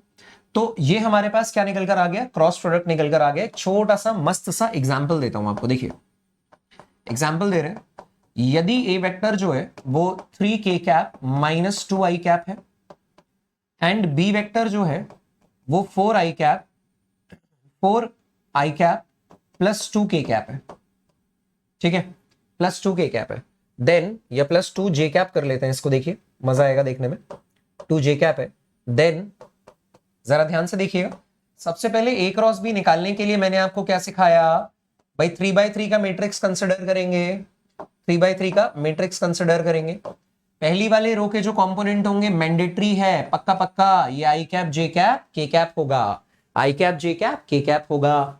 दूसरी वाली रो में पहले वाले वेक्टर के रिस्पेक्टिव कंपोनेंट होंगे, जैसे नोट कीजिएगा ये ऑर्डर में नहीं है, तो आप आई कैप के नीचे आई कैप का कोफिशिएंट लिखेंगे, वो -2 है यार, जे कैप पहले वाले में है ही नहीं तो 0 हो गया, और के कैप का कोफिशिएंट 3 है, इस बात को बहुत केयरफुली लिखना है। सिमिलरली तीसरी वाली रो में बी वेक्टर के कॉरेस्पॉन्डिंग कोफिशिएंट्स लिखे जाएंगे। जैसे बी वेक्टर में आई कैप का कोफिशिएंट 4 है, जे कैप का कोफिशिएंट जो है यार वो 2 है, जे कैप का कोफिशिएंट 2 है, और के कैप है ही नहीं तो 0, के कैप है ही नहीं 0। तो अब देखिए क्या करेंगे, इसका आंसर लिखने के लिए सबसे पहले तो मैं आई कैप लिखूंगा, उसका कोफिशिएंट लिखूंगा, फिर साइन चेंज करके माइनस जे कैप लिखूंगा, उसका कोफिशिएंट लिखूंगा यार, फिर साइन चेंज करके प्लस के कैप लिखूंगा और उसका कोफिशिएंट लिखूंगा। ऑलराइट, तो देखिए जब मैं आई कैप का कोफिशिएंट लिखना चाहता हूं तो मुझे आई कैप वाली रो और आई कैप वाले कॉलम को एग्जाम में ढक लेना चाहिए। आई कैप वाली रो और आई कैप वाले कॉलम को ढक लेना चाहिए। और देखिए मेन डायगोनल क्या होगा, मेन डायगोनल ऐसे होगा, मेन डायगोनल ऐसे, माइनस वाला डायगोनल ऐसे। सो it is 0 into 0, 0 into 0 minus 2 into 3, 0 into 0 minus 2 into 3। फिर क्या करना चाहिए, जे कैप का कॉफिशिएंट मगर साइन चेंज करके। तो फिर मुझे क्या करना चाहिए, जे कैप वाली रो और जे कैप वाले कॉलम को ढक लेना चाहिए। तो देखिए क्या मिलेगा, main diagonal -2 into 0, -2 into 0 minus ये वाला diagonal that is 4 into 3, 4 into 3। Alright, फिर मुझे फिर से साइन चेंज करना है, यानी कि प्लस के कैप, और के कैप वाली रो और के कैप वाले कॉलम को ढक लेना चाहिए यार। तो के कैप वाली रो और के कैप वाले कॉलम को मैंने ढक लिया है। तो देखिए मेन डायगोनल क्या मिलेगा, मेन डायगोनल मिलेगा -2 into 2, -2 into 2, alright, -2 into 2 plus 4 into 0, -2 into 2 plus 4 into 0। मुझको लगता है बात समझ में आ गई होगी, ठीक है ना। प्रैक्टिस अभी कर लो यार बढ़िया तरीके से। सो देखो आंसर क्या निकल कर आएगा, आंसर निकल कर आएगा, इनफैक्ट अगर मैं यहां पर छोटे छोटे साइज में थोड़ी सी कंजूसी करूं, मतलब इसको मैं उठा के साइज इनका छोटा कर देता हूं, ठीक है ना। इसको उठा के साइज मैंने थोड़ा सा छोटा कर दिया इनका, ताकि थोड़ा सा ज्ञान और मिल सके अपने को यहां पे। इसी तरीके से इसको उठा के मैंने इसका साइज थोड़ा सा छोटा कर देते हैं, ताकि थोड़ी सी वेरिफिकेशन वगैरह और थोड़ा सा ज्ञान और ले सके यहां पे। तो देखो क्या निकल कर आएगा, ये निकल कर आ जाएगा, ये निकल कर आ जाएगा यार, ये तो 0 हो गया है, और ये 3 इंटू 2 6 है मगर माइनस साइन के साथ, तो ये -6 आई कैप आया, -6 आई कैप आया। और देखिए क्या होगा, ये तो टर्म खत्म हो गई 0 के साथ, ये -4 इंटू 3 यानी -12 है, मगर माइनस जे से मल्टीप्लाई होगा, माइनस माइनस प्लस 12 जे कैप आ गया है। फिर देखिए 4 इंटू 0 तो खत्म हो जाएगा, -2 इंटू 2 यार -4 है, और प्लस के कैप के साथ मल्टीप्लाई हो रहा है, यानी ये -4 के कैप आया, -4 के कैप आया। तो ये आ गया आपका वेक्टर रिजल्टेंट, ये आ गया है आपका वेक्टर रिजल्टेंट। वेरीफाई करते हैं यार, वेरिफिकेशन। वे टू भी मैं आपको सिखा देता हूं, देखिए वे टू स्क्रीन पे काफी कुछ समझ में आएगा यार। जैसे ही कंप्लीट हो जाएगा फटाफट से स्क्रीन को पॉज करके इसको भी प्रोसेस करेंगे, मन में बिठाएंगे, फिर करेंगे सवालों के साथ अपनी शुरुआत। ऑलराइट, तो देखिए वे टू क्या है, वे टू है आपका यहां देखिए, मुझे अगर ए क्रॉस बी करना है, so that is equal to 3 k cap -2 i cap cross 4 i cap plus 2 j cap. Alright, एक एक करके सॉल्व करता हूं, जरा ध्यान से देखिएगा। आप बोलेंगे 3 इंटू 4, ये तो 12 हो गया है, मगर ब्रैकेट में आपके पास के कैप क्रॉस आई कैप बाकी है। सिमिलरली जब -2 को 4 से मल्टीप्लाई किया तो ये -8 हो गया, मगर ब्रैकेट में आई क्रॉस आई बाकी है, ठीक है। सिमिलरली जब 3 के कैप को 2 जे कैप्स के साथ मल्टीप्लाई किया तो 3 इंटू 2 6 हो गया, मगर के क्रॉस जे बाकी है, ठीक है ना। और जब -2 को +2 के साथ मल्टीप्लाई किया तो -4, 3 को ऑलराइट 2 के साथ मल्टीप्लाई किया तो 6, और -2 को +2 के साथ किया तो -4, और आई क्रॉस जे है, आई क्रॉस जे है। तो जरा गौर से देखिए, इस पूरी टर्म में आई क्रॉस आई तो 0 हो जाएगा, अभी मैंने आपको बताया भी था, आई क्रॉस आई, जे क्रॉस जे, के क्रॉस के, सभी क्या होते हैं यार 0 होते हैं। आई क्रॉस आई, जे क्रॉस जे, के क्रॉस के 0 होते हैं। इसके अलावा जरा ध्यान से देखिए, के क्रॉस आई देखिएगा, हाँ के क्रॉस आई साइक्लिक रूल क्लॉकवाइज के अकॉर्डिंग के क्रॉस आई जे कैप होता है, यानी कि ये 12 जे कैप आया, 12 जे कैप आया। उसी तरीके से के क्रॉस जे, के क्रॉस जे यार साइक्लिक में एंटी क्लॉकवाइज है, एंटी क्लॉकवाइज नेगेटिव हो जाएगा, तो ये -6 आई कैप होगा। के क्रॉस जे, के cross ji minus I cap होता है यार, तो ये -6 आई कैप हो गया। और आई क्रॉस जे वैसे भी हमें पता है k है, तो ये -4k कैप हो गया। तो जरा ध्यान से देखिए, -4k कैप, -6 आई कैप और 12 जे कैप, -4k कैप, -6 आई कैप और 12 जे कैप, ये दोनों ही वेक्टर सेम सेम है यार, ये दोनों ही वेक्टर सेम सेम है, बस ऑर्डर डिफरेंट है।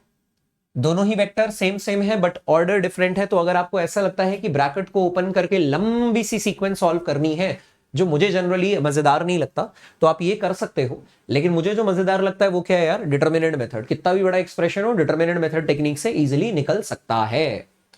मुझको लगता है तुमको बात समझ में आ गई। मैंने क्या बोला, सबसे पहले तो हमने क्रॉस प्रोडक्ट की प्रॉपर्टी पे गौर किया, प्रॉपर्टी पे गौर किया, ठीक है, पिछले स्लाइड का भी रिव्यू दूंगा। प्रॉपर्टी पे गौर किया, उसके बाद क्या किया, उस प्रॉपर्टी को यूटिलाइज करके दो रैंडम कार्टेशियन वेक्टर्स के बीच में क्रॉस प्रोडक्ट लेना कैसे है, इस बात को भी सीखा और समझा।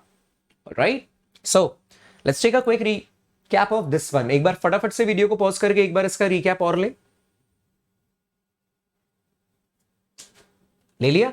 चलो फटाफट से वीडियो को पॉज करके एक बार इसका रिकैप भी ढंग से ले लें यार, सभी अक्षरों पे एक बार अपनी नजरें दौड़ा लो यार कंप्लीटली। इसके बाद सवाल शुरू करेंगे, फिर पढ़ने सीखने जैसा कुछ नहीं है, केवल प्रॉब्लम प्रॉब्लम प्रॉब्लम है। फटाफट से देख लो।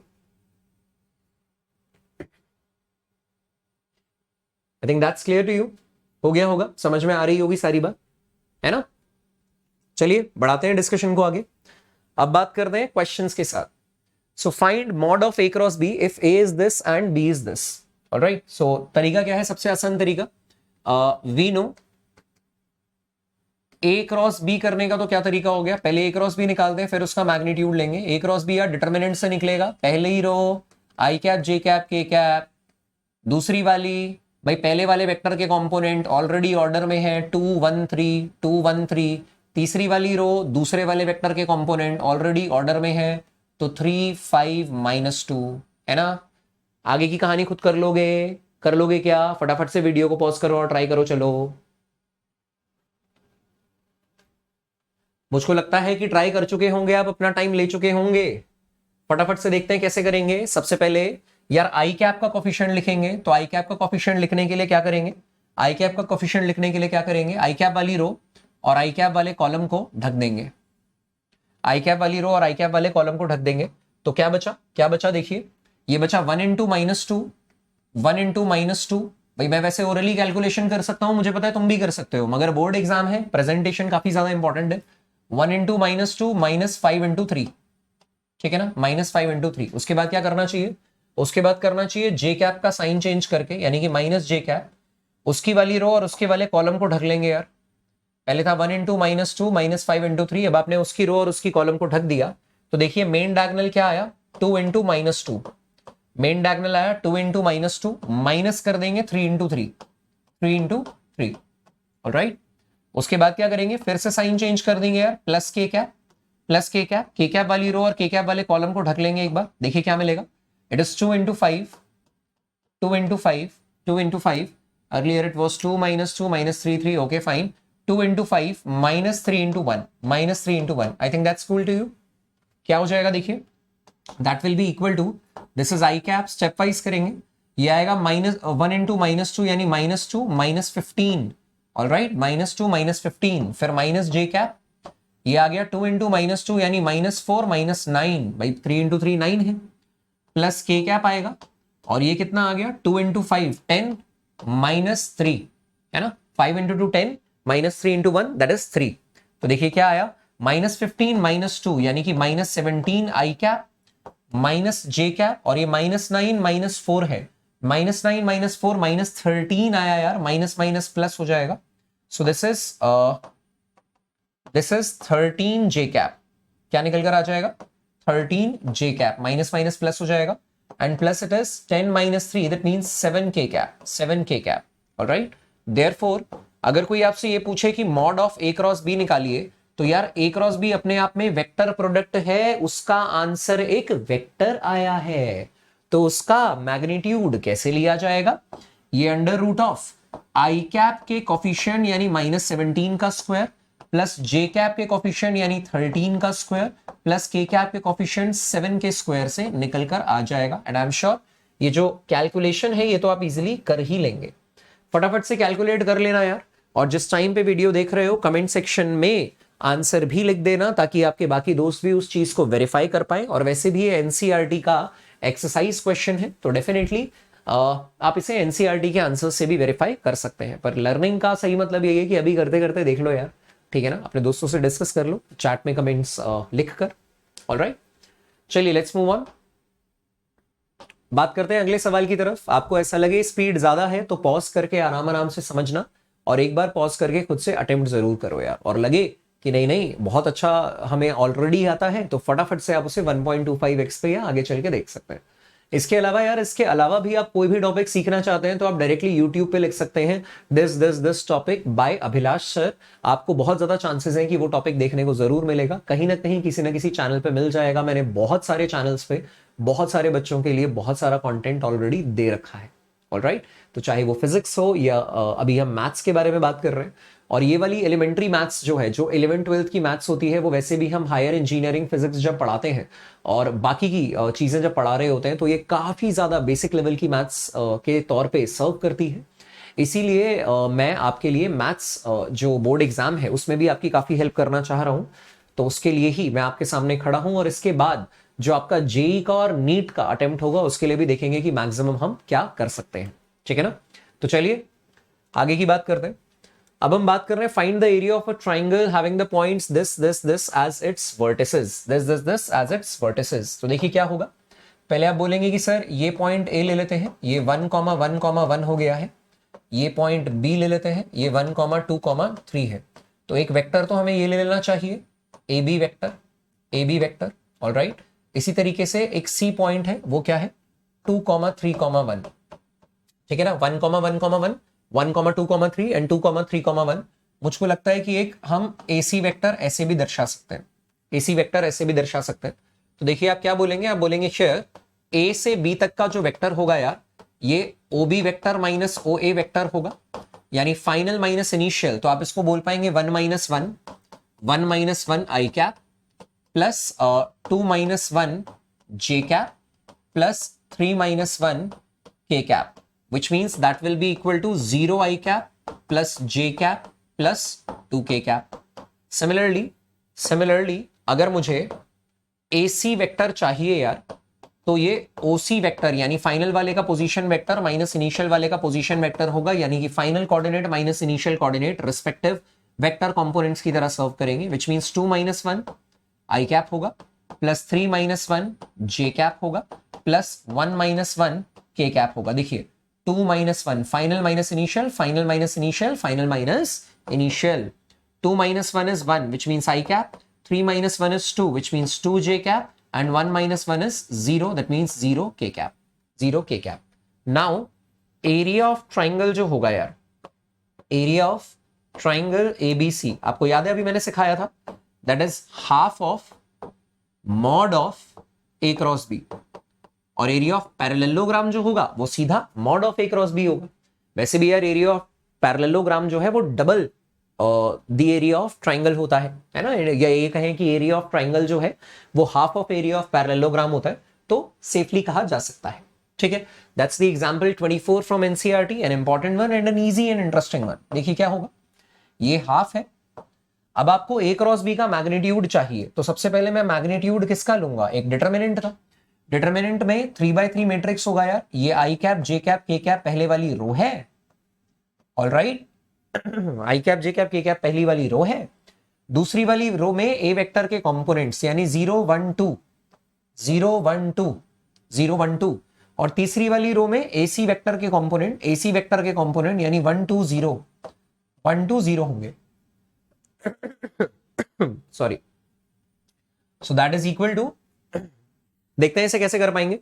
तो ये 0 1 2 है और ये 1 2 0 है। ऑलराइट, तो सबसे पहले मुझे मॉड्यूलस लेना है, मगर किसका, आई कैप का कोफिशिएंट। देखिए मैं सीधा सीधा लिखने की कोशिश करूंगा, ठीक है, बहुत बातें कर चुके हैं हम ऑलरेडी। तो आई कैप वाली रो और आई कैप वाले कॉलम को ढक लेंगे। ठीक है, तो उसके बाद क्या करेंगे, आप बोलेंगे कि ठीक है बॉस, यहां पर ये 1 × 0 -2 × 2 आएगा, तो इसे मैंने लिख दिया 1 × 0, अभी मैं पूरा ही लिख देता हूं, -2 × 2 है ना। एक दो क्वेश्चंस के बाद कुछ स्टेप्स मैं स्किप कर दिया करूंगा। माइनस ऑफ जे कैप तो जे कैप वाली रो और जे कैप वाले कॉलम को ढक लेंगे यार। तो मुझे लगता है कि आप इसको जे कैप वाली रो और जे कैप वाली कॉलम को ढकने के लिए इस्तेमाल कर सकते हैं। अब आप बोलेंगे 0 इंटू 0 माइनस 1 इंटू 2 है, 0 इंटू 0 माइनस 1 इंटू 2 है। ऑलराइट, फिर साइन चेंज करेंगे प्लस के कैप, और देखिए क्या निकल कर आएगा। आप बोलेंगे अब के कैप वाली रो और के कैप वाले कॉलम को ढक लो, ठीक है, के कैप वाली रो और के कैप वाले कॉलम को ढक लो। तो ये 0 into 2, 0 into 2 minus main diagonal देखिए 0 इंटू 2 माइनस 1 इंटू 1 है, 1 इंटू 1 है। ऑलराइट, तो अगर ध्यान से देखिए तो देखिए क्या निकल कर आएगा, ये एक बार देख लो कैलकुलेशन। ये आएगा मॉड ऑफ आई कैप। अब ये देखिए क्या आया, 1 इंटू 0, 1 इंटू 0 तो 0 है यार, यानी कि ये माइनस 4 आई कैप आया, माइनस 4 आई कैप आया। ऑलराइट, माइनस 4 आई कैप, ठीक है ना। ये वाली तो टर्म ही खत्म हो गई, ये माइनस 4 आई कैप आया। अब ये वाली टर्म खत्म हो गई, ये माइनस 2 है मगर माइनस जे से मल्टीप्लाई हो रहा है, माइनस माइनस प्लस हो जाएगा, तो यार ये प्लस 2 जे कैप है, प्लस 2 जे कैप है। ऑलराइट, और सिमिलरली अगर हम के कैप के बारे में बात करें तो ये 0 इंटू 2 तो 0 है, माइनस 1, 1 इंटू 1 1 है, माइनस 1 इंटू के कैप, तो यार ये माइनस के कैप हो जाएगा, माइनस के कैप।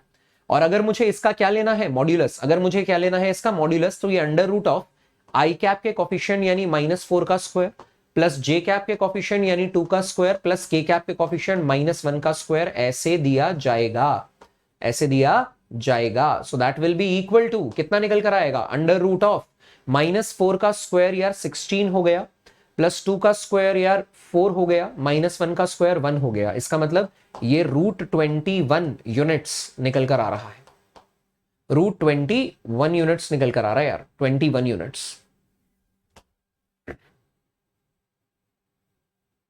ऑलराइट, मुझको लगता है बात समझ में आ गई होगी। रूट 21 यूनिट्स निकल कर आएगा। एक बार फटाफट से वीडियो को पॉज करके पूरी कैलकुलेशन ध्यान से देख ले। अभी मैंने आराम से डिटेल में की है, इसके बाद वाले सवालों में कैलकुलेशन में आप पे भी छोड़ता चलूंगा। आपकी रिस्पॉन्सिबिलिटी होगी उस सवाल को पूरा सॉल्व करना। अगर एनसीईआरटी का एग्जाम्पल है तो बॉस यहां पर एग्जाम्पल लिखा होगा, उसे एनसीईआरटी से देखना है, वेरीफाई करना है सोल्यूशन के लिए, ठीक है, अपने फाइनल आंसर के लिए। और एक्सप्रेशन का ध्यान रखना, और अगर एग्जाम्पल नहीं लिखा तो वो एनसीईआरटी के एक्सरसाइज क्वेश्चन और मिसलेनियस एक्सरसाइज का क्वेश्चन होगा, उसके जवाब आपको वहां से देखने चाहिए, ठीक है। मुझे लगता है बात समझ में आ गई होगी। चलिए बढ़ाते हैं डिस्कशन को थोड़ा सा और आगे। Find the unit vector perpendicular to each of the vectors a plus B and a minus b. See that's the property, this is a good question, काफी अच्छा क्वेश्चन है। एक बात समझिएगा छोटी सी, एक छोटा सा नोट अटैच किए जा रहा हूं। Property, that is the property of cross product, that is the property of cross product that resultant of cross product, resultant of cross product of two vectors a vector and b vector, a vector and b vector, a vector and b vector is perpendicular to both of them, is perpendicular to both a vector and b vector, or perpendicular to the plane, perpendicular to the plane containing, perpendicular to the plane containing both a vector and b vector, ठीक है, both a vector and b vector। मैं फिर से बताता हूं, दो vectors के cross product का जो रिजल्टेंट होगा वो दोनों ही वेक्टर ए वेक्टर और बी वेक्टर से परपेंडिकुलर होगा, या उन दोनों को कंटेन करने वाले प्लेन से परपेंडिकुलर होगा। That is say c vector is given by a cross b, c vector is given by a cross b. Then ध्यान से सुनते जाना, फर्स्ट थिंग, सी वेक्टर जो है वो ए वेक्टर से परपेंडिकुलर होगा, परपेंडिकुलर होगा यानी उसका डॉट प्रोडक्ट कितना आएगा बॉस, 0। सी वेक्टर जो है वो बी वेक्टर से भी परपेंडिकुलर होगा, यानी उसका डॉट प्रोडक्ट बी के साथ क्या आएगा, 0। और सी वेक्टर जो है वो उन दोनों को कंटेन करने वाले प्लेन से भी परपेंडिकुलर होगा, यानी सी वेक्टर का डॉट प्रोडक्ट अगर आप plus minus a vector plus minus b vector के साथ लेंगे। क्यों ऐसा लिख रहे हो सर? क्योंकि ए प्लस बी भी ए और बी के प्लेन में होगा, ए माइनस बी भी ए और बी के प्लेन में होगा, माइनस ए प्लस बी भी ए और बी के प्लेन में होगा, और माइनस ए माइनस बी भी ए और बी के प्लेन में होगा। इनफैक्ट ए और बी का कोई भी जोड़, कोई भी घटा, कोई भी एडिशन और कोई भी सब्ट्रैक्शन ए और बी के प्लेन में ही होगा। और ए और बी का क्रॉस प्रोडक्ट यानी कि सी वेक्टर उनसे परपेंडिकुलर है।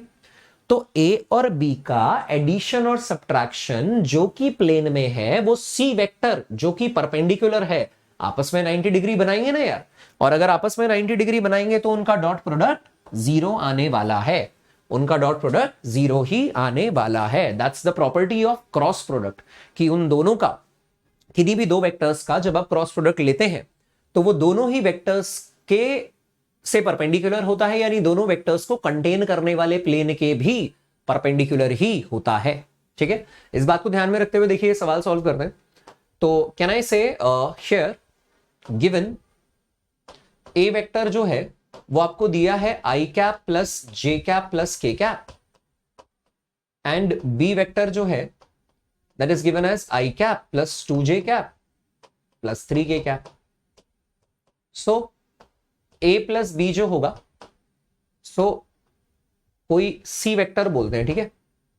So uh c vector which is given by a vector plus B vector, ठीक है ना, that is equal to, so कोई c vector which is given by a vector plus B vector that is equal to, देखिए 1 + 1 2i cap plus 3j cap plus 4k cap होगा, ठीक है, 4k cap होगा।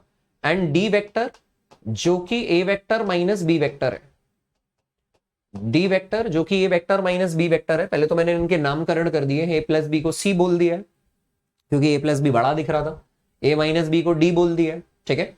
तो वो क्या होगा, ए माइनस बी 1 - 1 यानी कि 0i कैप प्लस 1 - 2 यानी कि -j कैप प्लस 1 - 3 यानी कि -2k कैप, ठीक है ना। 0 - 1 - 2 आया है, ठीक है। रिक्वायर्ड वेक्टर जो है, जो इन दोनों से ही परपेंडिकुलर है, रिक्वायर्ड वेक्टर जो इन दोनों से ही परपेंडिकुलर है, वो इन दोनों के क्रॉस प्रोडक्ट से आएगा ना यार। रिक्वायर्ड वेक्टर इन दोनों के क्रॉस प्रोडक्ट से आएगा, सी क्रॉस डी से आएगा। सो से हम डिटरमिनेंट मेथड से निकाल लेंगे। एंड फाइनली आपको जो यूनिट वेक्टर चाहिए वो आर वेक्टर को मॉड आर से डिवाइड करके मिल जाएगा, तो वो भी आ जाएगा। स्टेप समझ में आ गए, स्टेप समझ में आ गए क्या? कंप्लीट कर दे भाई खेल, ठीक है। तो देखिए मॉड्यूलस क्या होगा, आप बोलेंगे सर सॉरी डिटरमिनेंट क्या होगा, आई जे के 3 × 3। मुझे पता है आप डिटरमिनेंट में तो काफी स्मार्ट होंगे, टर्म 1 में भी आपने अपनी तैयारी की है। तो सी वेक्टर के जो कंपोनेंट है यार वो 2 3 4 है, और डी वेक्टर के जो कंपोनेंट है यार वो 0 - 1 - 2 है। आई एम श्योर आप इसका डिटरमिनेंट निकाल लोगे, ठीक है। अब मैं इसे पूरा नहीं कर रहा हूं, आप पूरा कीजिए, प्रैक्टिस आपकी रिक्वायर्ड है। और जब आप इसे पूरा कर लेंगे तो ये एनसीईआरटी का एग्जाम्पल 23 है, पूरा ईमानदारी से खुद से करने के बाद उस वेक्टर को यहां लिखना, उसे उसके मैग्नीट्यूड से डिवाइड करना और आंसर आ जाएगा यार। बात समझ में आई? मुझको लगता है आपको बात समझ में आ गई होगी। क्लियर है मामला? चलो कहानी को थोड़ा सा और आगे बढ़ाते हैं। अब ये क्या कह रहा है, find the area of the parallelogram whose adjacent sides are given by the vectors. So देखिए एरिया ऑफ पैरेललोग्राम जो होगा that will be equal to mod of a cross b करके मिलेगा, है ना। सो आप ये कैसे निकालेंगे, that will be mod of, determinant निकालेंगे यार पहले, आई जे के पहले वाला वेक्टर का कंपोनेंट, दैट इज ये ऑलरेडी ऑर्डर में है यार, तो 3 1 4, और दूसरे वाला भी ऑर्डर में है 1 ऑर्डर का मतलब पहले आई कैप फिर जे कैप फिर के कैप, तो 1 - 1 एंड 1, 3 1 4 एंड 1 - 1 एंड 1। मुझको लगता है आप इसको सॉल्व कर ले सकते हैं इजिली। तो मॉड ऑफ आई कैप का कोफिशिएंट लिखेंगे, फिर माइनस ऑफ जे कैप का कोफिशिएंट लिखेंगे, फिर प्लस के कैप का कोफिशिएंट लिखेंगे, और अल्टीमेटली मैग्नीट्यूड कैसे आता है, under root of i cap के कोफिशिएंट का स्क्वायर प्लस जे कैप के कोफिशिएंट का स्क्वायर प्लस के कैप के कोफिशिएंट का स्क्वायर। जी हाँ, तो ये भी सवाल किसके लिए रहा, किसकी जिम्मेदारी? आपकी, क्योंकि ये भी क्या है, एनसीईआरटी का एक सॉल्व्ड एग्जाम्पल। रास्ता दिखाना हमारा काम, चलना आपका। मैथ्स है बॉस, प्रैक्टिस करनी है, मूवी की तरह नहीं देखना है लेक्चर को। ऑलराइट, चलिए let's move ahead. Find lambda and mu if this equals to 0। चलिए इस क्वेश्चन को खुद से करते हैं, एक बार करते हैं पूरा डिटेल में। आपके पास ये जो 2i cap plus 6j cap plus 27k cap है, इसका जब मैं क्रॉस प्रोडक्ट लूंगा i cap plus lambda j cap plus mu k cap के साथ, that is equal to null vector. तो आई थिंक कि मुझे डिटर्मिनेंट फॉर्मेट में लिख देना चाहिए। तो ये i cap j cap k cap लिख देता हूं मैं, ठीक है। पहले वाले वेक्टर के कंपोनेंट क्या है, 2, 6 और 27, 2, 6 और 27। दूसरे के क्या है, 1 लैम्डा और म्यू, 1 लैम्डा और म्यू, और इसका आंसर 0 आना चाहिए यार। तो देखिए सबसे पहले यहाँ आई कैप का कोफिशिएंट क्या होगा, आई कैप का कोफिशिएंट क्या होगा, इस बात को देखने के लिए आई कैप वाली रो और आई कैप वाले कॉलम को ढक लेंगे, ठीक है। आई कैप वाले रो और आई कैप वाले कॉलम को ढक लेंगे और हम कहेंगे कि आ रहा है 6 म्यू माइनस 27 लैम्डा, सी 6 म्यू माइनस 27 लैम्डा। फिर लिखेंगे माइनस जे कैप और उसके कोफिशिएंट को लिखने के लिए, उसके कोफिशिएंट को लिखने के लिए उसकी वाली रो और उसके वाले कॉलम को ढक लेंगे और देखिए क्या लिखेंगे, 2 mu minus 27, 2 mu minus 27, alright. 2 mu minus 27 into 1, वो तो 27 होगा। फिर साइन चेंज करेंगे प्लस के कैप का और उसका कोफिशिएंट लिखने के लिए क्या करेंगे यार, उसकी वाली रो और उसके वाले कॉलम को ढक लेंगे, उसके वाली रो और उसके वाले कॉलम को ढक लेंगे और बोलेंगे 2 lambda minus 6, 2 lambda minus 6, that is equal to 0, that is equal to 0। So clearly compare मारेंगे तो 0 का मतलब क्या है, 0 का मतलब क्या है, यहां 0 का मतलब है 0 i cap, 0 i cap plus 0 j cap plus 0 k cap, ठीक है ना। तो जब मैं j कैप के कोफिशिएंट को कंपेयर मारूंगा, j कैप के कोफिशिएंट को कंपेयर मारूंगा तो 2 म्यू माइनस 27 यार 0 होना चाहिए, यानी म्यू की वैल्यू 27/2 होनी चाहिए, ठीक है ना। म्यू की वैल्यू 27/2 होनी चाहिए। सिमिलरली जब मैं k कैप के कोफिशिएंट को कंपेयर मारूंगा तो 2 लैम्डा माइनस 6 0 होना चाहिए, क्योंकि इक्वल वेक्टर्स के लिए तो यार i cap j cap k cap सभी कंपोनेंट्स बराबर होंगे, जीरो वेक्टर के लिए तो i cap j cap k cap सभी कंपोनेंट 0 होंगे। सो 2 लैम्डा माइनस 6 0 होना चाहिए, यानी लैम्डा जो है वो 6/2 3 होना चाहिए यार, ठीक है। इसको वेरीफाई भी करते हैं, इसको वेरीफाई भी करते हैं। देखिए यहाँ पे वेरीफाई कैसे वेरीफाई करेंगे, मैं यहां पे डाल के देखता हूं दोनों वैल्यूज, ये भी 0 होना चाहिए। सो 6 इंटू म्यू की वैल्यू आपने लिखी 27/2 minus 27 into 3, alright. 27 into lambda की वैल्यू क्या है 3, तो देखिए क्या आया, that will B 6 will be cancelled by 2 at 3 times 27 into 3, that is 81 minus 81, so that is equal to 0, hence verified, hence verified। तो देखिए हमने पहले टर्म से शुरुआत क्यों नहीं की, क्योंकि एक ही टर्म में दो वेरिएबल थे, दूसरी टर्म में एक था तो उससे सीधा आ गया, तीसरी टर्म में दूसरा था तो उससे सीधा आ गया, और उसके बाद वेरीफाई करने के लिए पहली का इस्तेमाल कर लिया। बोलो बात समझ में आई, क्लियर है ना। वीडियो को पॉज करो और फटाफट से प्रोसेस करो, फिर चलते हैं अगले सवाल की तरफ। मुझको लगता है आपको बात समझ में आ गई होगी। Let's move on to the next one. या सो लेट द वेक्टर्स, कितने सवाल मैंने और दिए हैं, कुछ सवाल मैं आपको खुद से करने के लिए दे दूं, कुछ अच्छे सवाल मैं आपको खुद से करने के लिए दे देता हूं, ठीक है, इसके बाद मैं भी रुकता हूं। So let the vectors a vector and b vector be such that this mod a दिया है, मॉड बी दिया है, और a cross B is a unit vector है if the angle between a and b is, see if a vector cross b vector is a unit vector, then mod of a cross b कितना आना चाहिए भाई, sir unit vector है तो magnitude तो unity आएगा, इसको बोल सकते हैं मॉड ए मॉड बी साइन थीटा, ये यूनिटी आएगा सर।